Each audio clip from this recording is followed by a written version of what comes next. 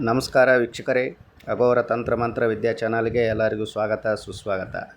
ಇವತ್ತಿನ ವಿಷಯ ಏನು ಅಂದರೆ, ನಿಮಗೆ ಯಾರು ಪದೇ ಪದೇ ಹಿಂಸೆಯನ್ನು ಕೊಡ್ತಿದ್ದಾರೆ, ಯಾರು ತೊಂದರೆಯನ್ನು ಕೊಡ್ತಿದ್ದಾರೆ, ಯಾರು ನಿಮ್ಮನ್ನು ಸಮಾಜದಲ್ಲಿ ಕೆಟ್ಟವರನ್ನಾಗಿ ಬಿಂಬಿಸುತ್ತಾ ಅವರು ಒಳ್ಳೆಯವರಾಗಿ ತೋರಿಕೆಗಳನ್ನು ಮಾಡುತ್ತಾ ನಿಮ್ಮನ್ನು ನಾಶ ಮಾಡುವ ಕುತಂತ್ರ ಬುದ್ಧಿಯಿಂದ ಅಧರ್ಮದ ಮಾರ್ಗದಲ್ಲಿ ನಿಮಗೆ ಏನಾದರೂ ವಂಚನೆಯನ್ನು ಮಾಡ್ತಿದ್ದರೆ ಅಂತಹ ಶತ್ರುವನ್ನು ಯಾವ ಥರ ನಾಶ ಮಾಡಬೇಕು, ಯಾವ ಥರ ಸಂಹಾರ ಮಾಡಬೇಕು ಅನ್ನುವ ಒಂದು ತಂತ್ರದ ಹಾಗೂ ಮಂತ್ರದ ಬಗ್ಗೆ ಹೇಳ್ತೇನೆ.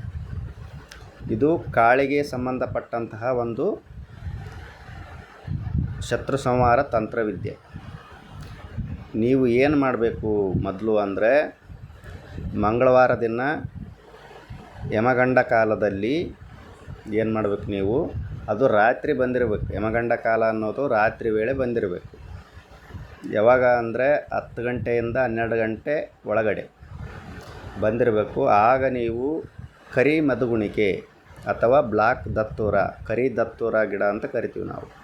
ಸಾಮಾನ್ಯವಾಗಿ ಎಲ್ಲರೂ ನೋಡಿರ್ತೀರ, ನಾನು ತೋರಿಸುವಂತಹ ಅವಶ್ಯಕತೆ ಏನೂ ಇರಲ್ಲ. ಯಾಕಂದರೆ ಮದುಗುಣಿಕೆ ಅಂದರೆ ಆಯುರ್ವೇದದಲ್ಲಿ ತುಂಬಾ ಬಳಕೆಯಾಗುವಂತಹ ಒಂದು ಸಸ್ಯ. ಅದರಲ್ಲಿ ಕರಿ ಮದುಗುಣಿಕೆ ಇದು ಕಾಳಿಯ ಸ್ವರೂಪ. ಕರಿ ಮದುಗುಣಿಕೆಯ ಗಿಡದಲ್ಲಿ ಏನಿರುತ್ತೆ ಅಂದರೆ ಕಾಳಿಯ ಅಂಶ, ಅದು ಕಾಳಿಯ ಸ್ವರೂಪ ಇರುತ್ತೆ. ನೀವು ಏನು ಮಾಡಬೇಕು ಅಂದರೆ, ಯಮಗಂಡ ಕಾಲದಲ್ಲಿ ಭುಜಪತ್ರೆಯನ್ನು ತೆಗೆದುಕೊಂಡು ಈ ಒಂದು ಮಂತ್ರವನ್ನು ಓಂ ರಾಂ ಶ್ರಂ ಕ್ರಂ ಕ್ರೀಂ, ಶತ್ರುವಿನ ಹೆಸರು ತಾಯಿಯ ಹೆಸರನ್ನು ಬರೆದು ಶತ್ರು ಸಂವರಣೆ ಜೃಂ ರುಂ ಪಟ್ ಸ್ವಾಹ ಅಂತ ಬರೆದು ಏನು ಮಾಡಬೇಕು, ಕಪ್ಪು ದಾರದಿಂದ ಸುತ್ತಬೇಕು. ಕಪ್ಪು ದಾರದಿಂದ ಸುತ್ತಿ ಕರಿ ಮದುಗುಣಿಕೆಯ ಬುಡದಲ್ಲಿ ಏನು ಮಾಡಬೇಕು, ಕಟ್ಟಬೇಕು. ಕಪ್ಪು ದಾರದಿಂದ ಕಟ್ಟಿ ನೀವು ಕುಂಕುಮದಿಂದ, ಅಂದ್ರೇನು, ಕುಂಕುಮವನ್ನು ಮೊದಲು ನೀರಿನಲ್ಲಿ ಕಲಿಸಿಕೊಂಡು ನೀವು 108 ಬಾರಿ ಈ ಒಂದು ಮಂತ್ರವನ್ನು ಶತ್ರುವಿನ ಹೆಸರು ಸಹಿತ ಮನಸ್ಸಿನಲ್ಲಿ ನೀವು ಶತ್ರುವನ್ನು ಸಂಕಲ್ಪ ಮಾಡಿಕೊಳ್ಬೇಕು. ಯಾಕಂದರೆ ನಿಮಗೆ ಹಿಂಸೆ ಮಾಡುವಂತಹ ಶತ್ರು ನಿಮ್ಮ ಮನದಲ್ಲಿ ಬೇರೂರಿರ್ತಾನೆ. ಅವನು ಅಷ್ಟೊಂದು ತಾಪವನ್ನು ಮಾಡಿರಬೇಕು ನಿಮಗೆ. ಸುಮ್ಮನೆ ಶಿಕ್ಷಕವರ ಮೇಲೆ ಮಾಡಿದರೆ ಈ ತಂತ್ರ ಕೆಲಸ ಅನ್ನೋದು ಮಾಡಲ್ಲ. ಅವನಿಂದ ನೀವು ಏನಾಗಿರಬೇಕು, ತೊಂದರೆಗೊಳಗಾಗಿರಬೇಕು ಹಾಗೂ ಶತ್ರುವನ್ನು ಕಂಡರೆ ನಿಮ್ಮ ರಕ್ತ ಕುದೀತಿರಬೇಕು. ಅಂತಹ ಒಂದು ಸಂದರ್ಭದಲ್ಲಿ ಈ ಒಂದು ತಂತ್ರ ಪ್ರಯೋಗ ಮಾಡಿದರೆ ಮಾತ್ರ ಇದು ಕೆಲಸ ಅನ್ನೋದು ಮಾಡುತ್ತೆ. ಧರ್ಮ ಮತ್ತು ನ್ಯಾಯದ ಮಾರ್ಗದಲ್ಲಿ ಇರುವಂತಹ ವ್ಯಕ್ತಿಗಳಿಗೆ ಈ ಒಂದು ವಿದ್ಯೆಯನ್ನು ಮಾಡಿದರೆ ಅದು ನಿಮಗೆ ರಿವರ್ಸ್ ಆಗಿ ನೀವೇ ನಾಶ ಆಗ್ತೀರ. ಕುಂಕುಮ ಕಲಿಸಿಕೊಂಡಂತಹ ನೀರನ್ನು ಏನು ಮಾಡಬೇಕು, ಮಂತ್ರೋಕ್ತವಾಗಿ ನೀವು ಕರಿ ಮದುಗುಣಿಕೆ ಗಿಡಕ್ಕೆ ರಾತ್ರಿ ವೇಳೆ ಅಂದರೆ ಮಂಗಳವಾರ 10 ರಿಂದ 12 ಗಂಟೆ ಒಳಗಡೆ ಯಮಗಂಡ ಕಾಲದಲ್ಲಿ ನೀವು ಏನು ಮಾಡಬೇಕು, ಮಂತ್ರೋಕ್ತವಾಗಿ ಹಾಕಬೇಕು. ಇದೇ ಥರನಾಗಿ ನೀವು ಮಂಗಳವಾರದಿಂದ ಕಂಟಿನ್ಯೂವಸ್ ಆಗಿ 7 ದಿನ ಮಾಡಬೇಕು.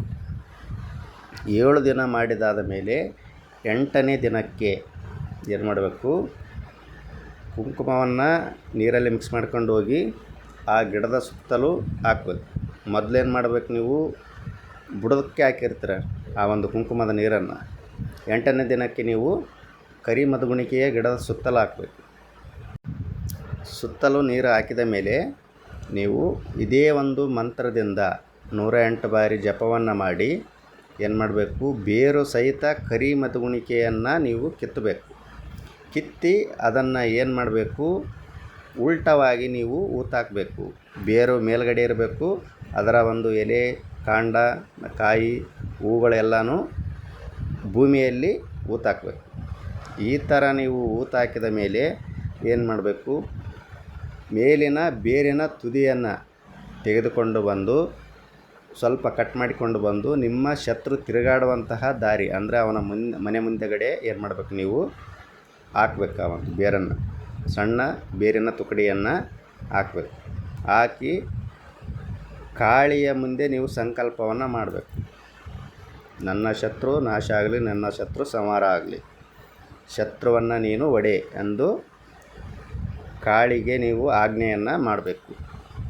ಆಜ್ಞೆಯನ್ನು ಮಾಡಿದರೆ ನಿಮ್ಮಲ್ಲಿ ಧರ್ಮ ನ್ಯಾಯ ಅನ್ನೋದು ಇತ್ತು ಅಂದರೆ ಏನು ಮಾಡ್ತಾಳೆ, ಕಾಳಿ ಶತ್ರುವನ್ನು ಸಂಹಾರವನ್ನು ಮಾಡ್ತಾಳೆ. ನಿಮ್ಮಲ್ಲಿ ಅಧರ್ಮ ಅನ್ಯಾಯ ಅನ್ನೋದು ಇದ್ದರೆ ಕಾಳಿ ಏನು ಮಾಡ್ತಾಳೆ, ನಿಮ್ಮನ್ನೇ ನಾಶ ಅನ್ನೋದು ಮಾಡ್ತಾಳೆ. ಇದು ಮಾತ್ರ ಖಂಡಿತ.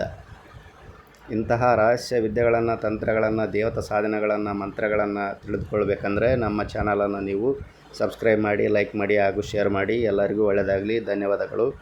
ಜೈ ಕಾಲಭೈರವಾಯ ನಮಃ.